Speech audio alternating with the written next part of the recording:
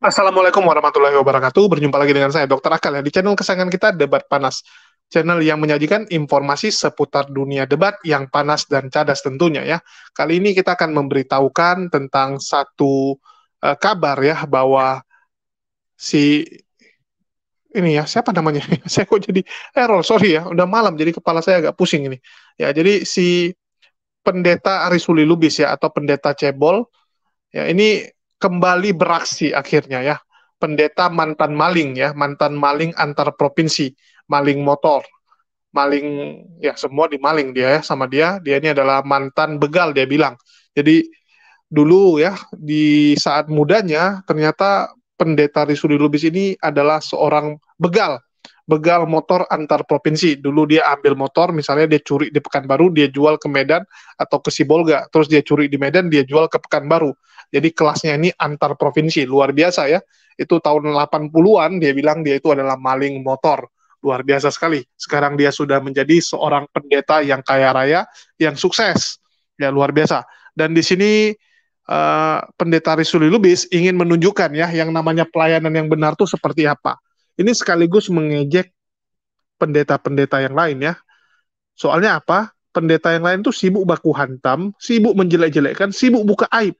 Jadi dibilang sama Risuli Lubis yang namanya pelayanan tuh seperti ini, dia tunjukkan kerja kerasnya ya, bahkan dia sampai masuk ke hutan.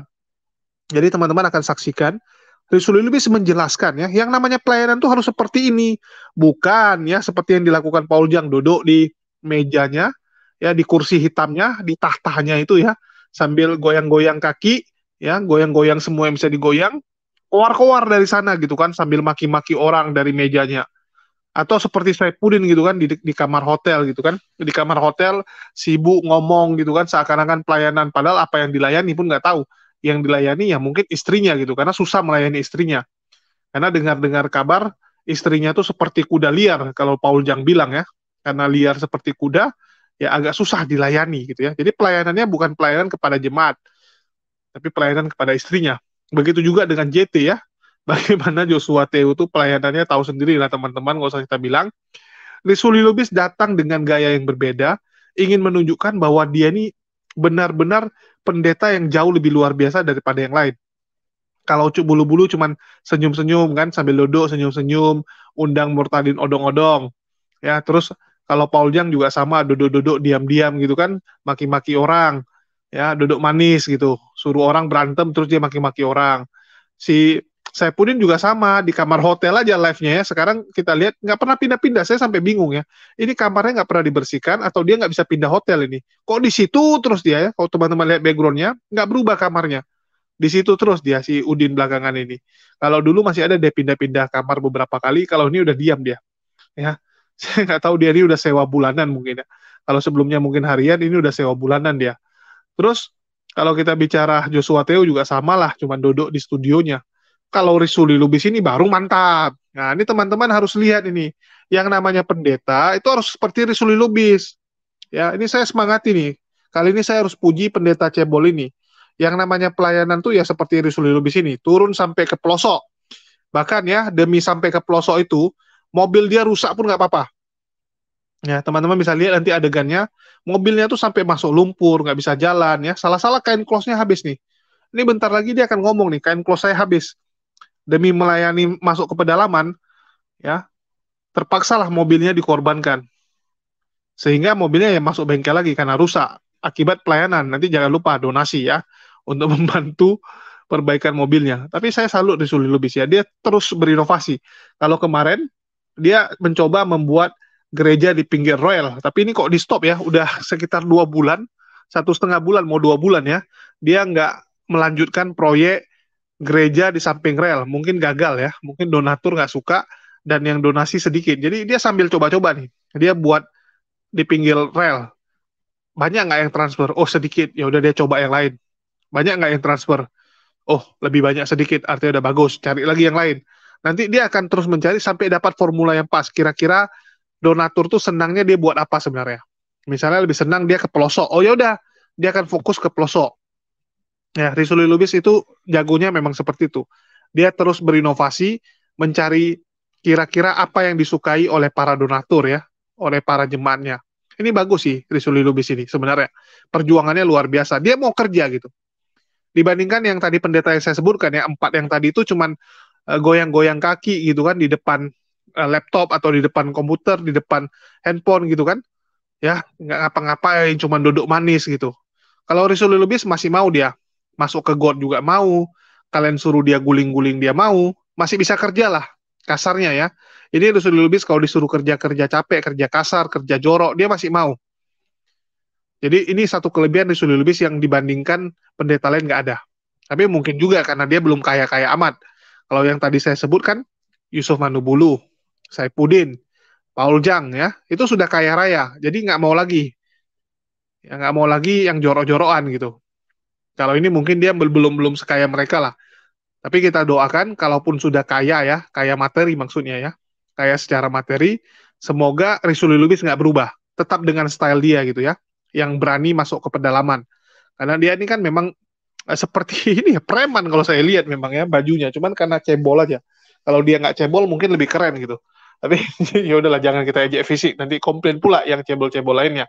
Tapi Rizuli Lubis ini memang lucu ya, gayanya lucu dia. Tapi dia keren sih. Saya termasuk agak hormat lah sama dia dibandingkan dengan yang pendeta lain ya. Kalau pendeta lain lebih banyak munafiknya. Kalau satu ini masih mending gitu. Dia langsung to the point gitu. Dia butuh biaya untuk perjalanan dinas. Dia butuh biaya perbaiki mobil. Untuk dia, saya suka gini. Lebih bagus jujur. Ya, lebih bagus jujur untuk dia. Ya, soalnya ada 3 tingkatan di orang-orang minta donasi ya. Yang pertama tingkatannya seperti si Yusuf Manubulu, ya Paul Jang gitu, menggunakan nama orang lain untuk dirinya, menipu ya, menipu total gitu.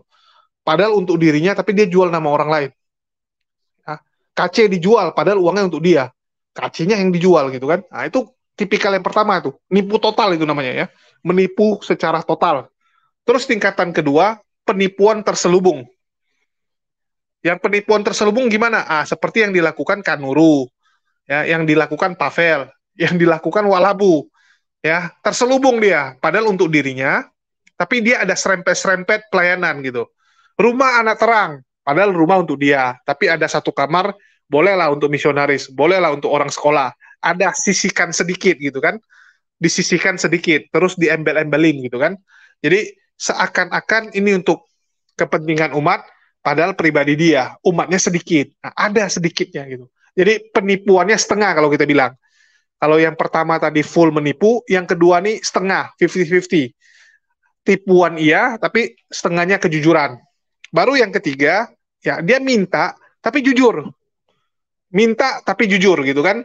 Minta untuk dirinya, minta untuk makan anaknya, minta untuk pelayanan dia, minta untuk perbaiki mobil dia. Tapi jujur, itu kita nggak bisa salahkan. Kalau ada yang mau donasi, artinya yang donasi ini memang support dia. Ya, memang mau mendukung pelayanan dia. Itu bagus. Jadi daripada dua yang tadi gitu ya, daripada dua yang lain, itu kan menipu. Kalau ini enggak, dia sesuai gitu, memang untuk dia ya. Jadi Rizuli Lubis masuk ke kategori yang pertama. Ini bagus dan sangat jarang saya melihat ada teman-teman YouTuber Kristen yang masuk di kategori satu. Biasanya kalau nggak dua ya ketiga, yang nggak pertama yang kedua. Yang ketiga tadi nih ya, yang jujur untuk dirinya, itu cuma Rizuli Lubis. Yang lain saya belum dapat. Kalau yang lain semuanya itu semi nipu atau benar-benar nipu. Ya, jadi kalau nggak terselubung ya nipu total. Kalau yang di sebelah gitu, cuman satu inilah yang agak mending. Oke, kita lihat ya bagaimana perjuangan dia melakukan penginjilan ke daerah. Jadi ini saya bantuin promosi nih. Ya, saya bantuin promosi nih. Si Rizuli Lubis ya, dia pelayanan ke daerah nih. Luar biasa.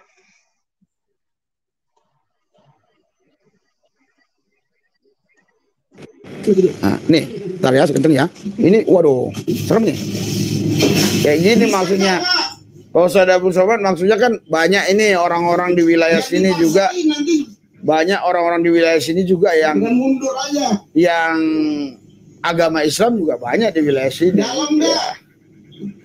Maksud saya ya pelayanan itu seperti ini gitu loh.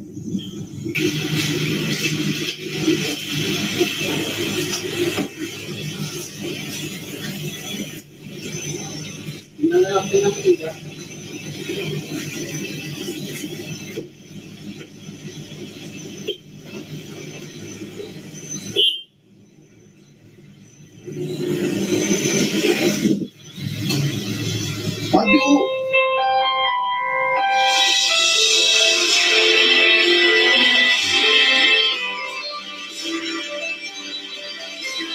Nggak ada handphone kali masuk ya.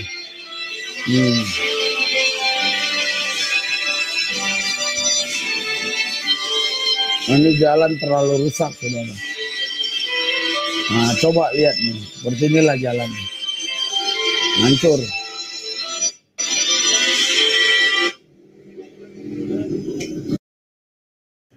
Cuy, denger-denger lapak jualan lo dapat 3 kali lipat ya? Cielah.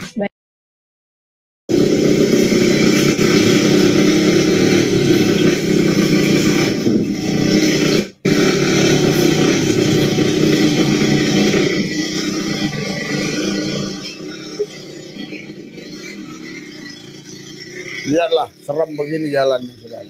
Begini, masih banyak jiwa-jiwa di pedalaman itu yang perlu dilayani ya.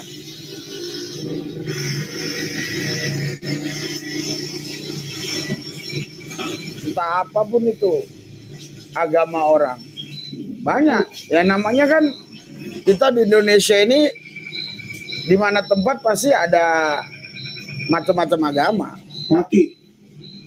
Jadi tanpa kita harus menista agama orang lain, kita melayani jiwa-jiwa gitu. Nah,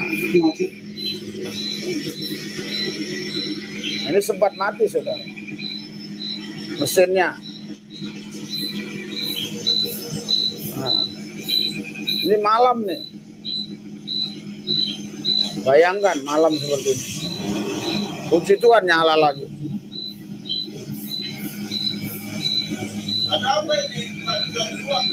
Nah,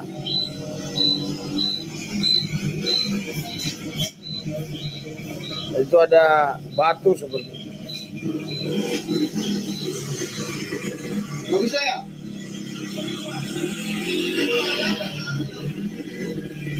Enggak ke dalam, Bu. Nggak tahu.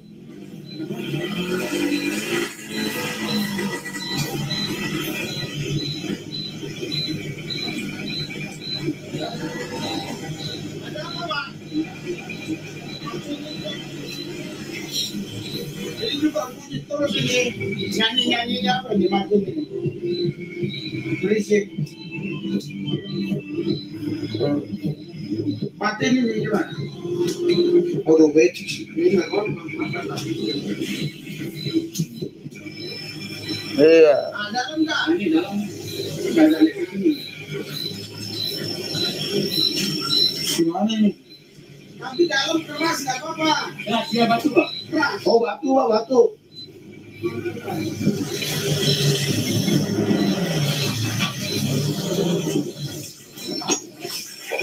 Kok mati?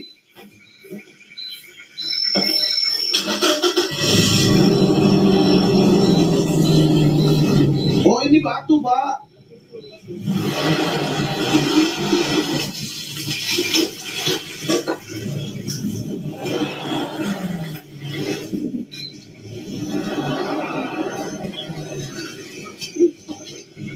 Jalan yang bagus. Batu semua itu. Jalan yang bagus. Ini lanjutnya, Pak. Jangan di sana. Tengah ini ya, Pak. Tengah aja, Pak. Tengah. Tengah.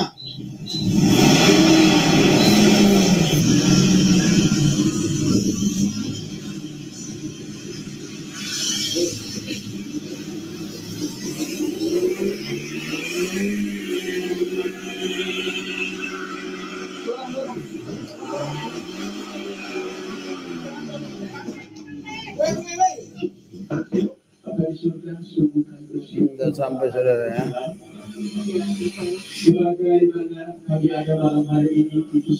Nah, beginilah saudara pelayanannya nih. Oke ya. Makanya ginilah melayani, saudara. Ini banyak orang-orang yang di pedalaman. Ya, teman-teman sudah lihat ya perjuangan dari Risuli Lubis. Ah, ini baru namanya pelayanan, bukan kayak pendeta-pendeta yang sudah kita sebutkan di awal tadi. Ya, masih banyak orang yang perlu dilayani. Nggak perlu sampai menghujat atau menista agama lain. Tadi udah dibilang juga sama Risuli Lubis ya, masih banyak yang bisa kita lakukan. Nggak perlu sampai menghujat-hujat agama lain. Ya, masih banyak yang bisa dijadikan domba. Masih luas. Cuman mau masuk ke hutan mencari domba. Ya, cuman kadang-kadang yang kurang hajarnya memang ya pendeta-pendeta yang lain tuh mau gampang.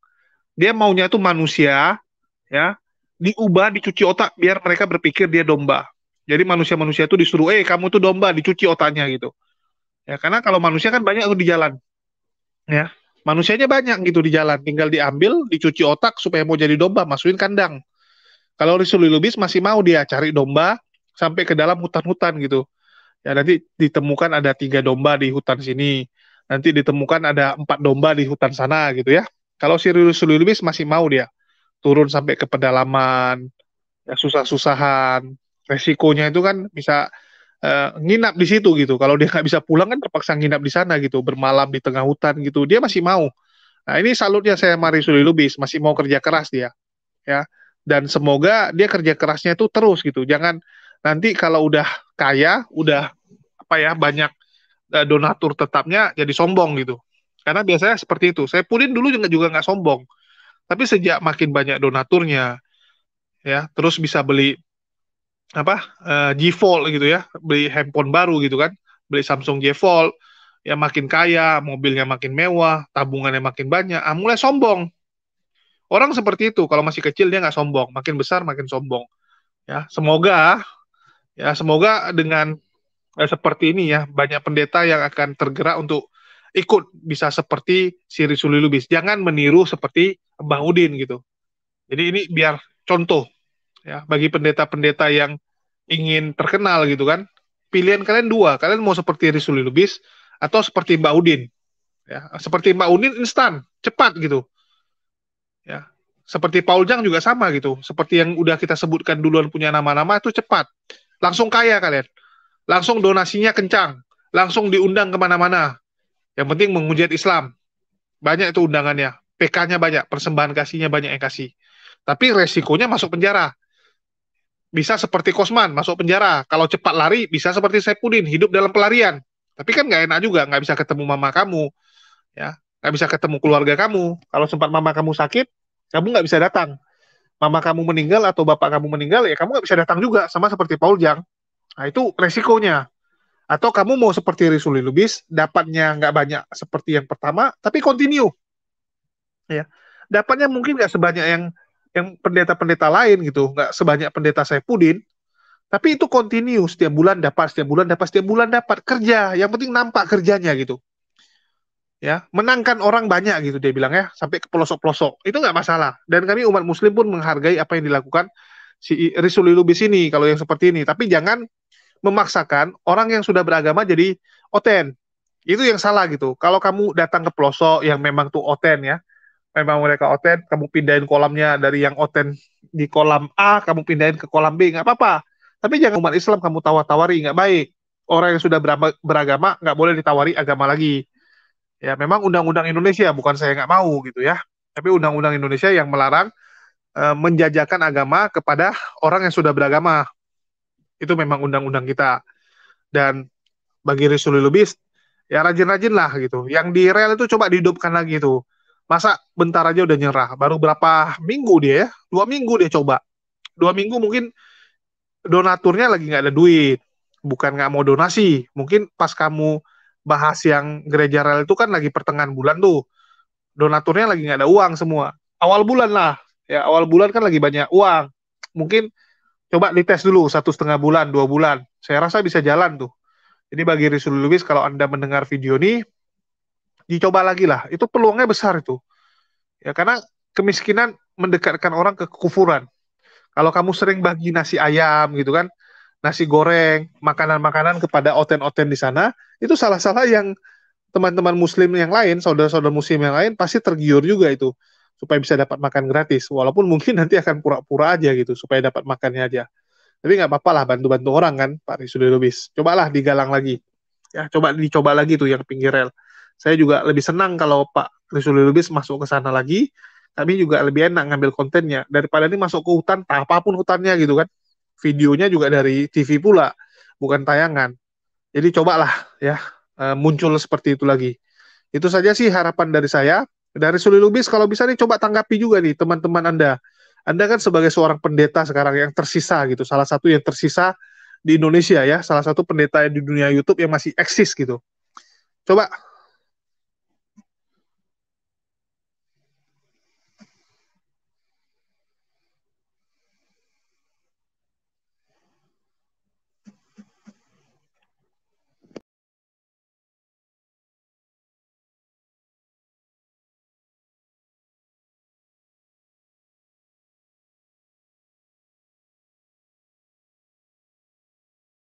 Tiba-tiba terpental sendiri saya. Ini jam setengah satu malam loh. Setengah satu malam pun masih bisa terpental saya. Internetnya kenapa lah ini? Aduh, pening. Ya ini memang sudah harus ganti perangkat nampaknya. Nggak ada masalah di signal aja. Perangkatnya memang udah rusak ini, mau diganti juga. Ya, jadi kan jadi lupa saya mau ngomong apa ya. Udahlah, bubar-bubar lah kalau gitu ya. Ya maaf ya penonton nih, saya juga jadi lupa mau ngomong apa. Tapi yang pasti kita semangatin Rizul Lubis. Dan saya katakan ya, yang buat di pinggir rel tuh lebih enak kita ambil kontennya. Karena lebih jelas gitu. Daripada tengah hutan Anda pakai TV, tadi ya Anda tayangkan pakai TV, kami pusing gimana ambilnya gitu. Ya kami kan ini ngambil-ngambil konten juga. Namanya kita kan pemulung. Ya, kami dari grup Bakul Kompor itu pemulung konten orang kita untuk reaksi. Ya, kita cuma mereaksi. Jadi menjelaskan dari sudut pandang kami biar penonton lebih gampang gitu, mengerti gitu ya. Jadi mana tahu penonton belum kepikiran, dengan kami jelasin jadi kepikiran. Jadi tujuan kami hanya seperti itu.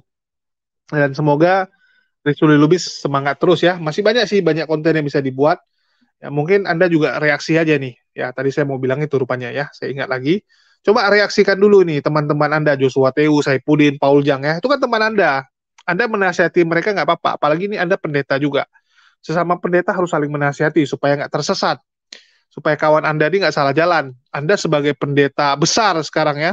Walaupun badan Anda kecil, tapi status Anda sudah naik. Soalnya pendeta-pendeta yang di atasnya udah pada pensiun. Udah pada tobat. Udah pada melarikan diri. Artinya Anda naik pangkat. Ya kan Mbak Udin nggak ada lagi. Artinya Anda yang gantikan nih sekarang. Ya udah, coba Anda nasihati mereka nih. Kira-kira apa nasihat dari Mbah si Rizuli Lubis ini ya, Rizuli Lubis kepada pendeta-pendeta lainnya. Kita mau dengar juga gitu kan, biar seru. Ya mungkin itu aja dari saya. Makasih nih buat teman-teman yang udah nyimak. Ya silakan tulis pendapat kalian di kolom komentar. Ya kita bacot-bacotan dan makasih buat semuanya. Di akhir kata saya ucapkan wassalamualaikum warahmatullahi wabarakatuh. Sampai jumpa di lain kesempatan.